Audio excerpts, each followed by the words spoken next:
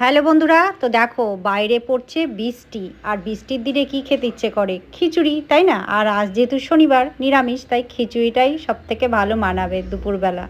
তো দেখো পাঁপড় ভাজছি।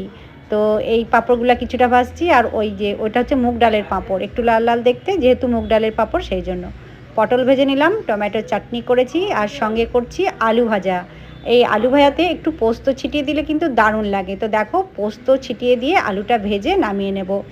খিচুড়ি যেহেতু একটু ভাজাভুজি তো অবশ্যই লাগবে, তাই না? আর মুগ ডাল দিয়ে খিচুড়িটা করব। মুগ ডালটা আগে ভালো করে ভেজে নেব, তারপরে দেখো জল দিয়ে ফুটিয়ে আমি মুগ ডালটা আগে সেদ্ধ করব। ওইদিকে জলটা ফুটাচ্ছি, আর এদিকে সমস্ত সবজি, ফুলকপি, বিনস, গাজর, আরও অনেক কিছু আছে, আলু, মিষ্টি কুমড়ো, এইসব আছে।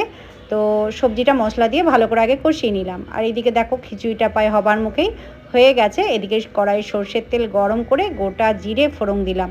তো খিচুড়িতে এরকমভাবে সর্ষের তেল গরম করে গোটা জিরে যদি ফোড়ন দেওয়া হয় না লাস্টে, মানে যে একটা সুগন্ধ আসে, খুব সুন্দর হয়। নামানোর আগে একটু গুঁড়ো গরম মশলা, তার সঙ্গে দিয়ে দেবো ঘি 1 চামচ মতো, আর তার সঙ্গে দেবো ধনেপাতা কুচি, আর দেবো বাদাম ভাজা। বাদামটা আমি আগে থেকেই ভেজে রেখেছি, বাদাম ভাজাটা দিয়ে দেবো। এরকমভাবে খিচুড়ি করে খেয়ে দেখবেন বন্ধুরা, অসাধারণ হয়। তো খিচুড়ি তো আমার হয়ে গেছে। তো চলো এবার ছেলেকে প্লেটটা দিই, কারণ ছেলের বাবা তো বাড়িতে নেই, ও তো ডিউটি গেছে, কখন ফিরবে কোনো ঠিক ঠিকানা নেই, খাবে কি খাবে না তারও কোনো গ্যারেন্টি নেই।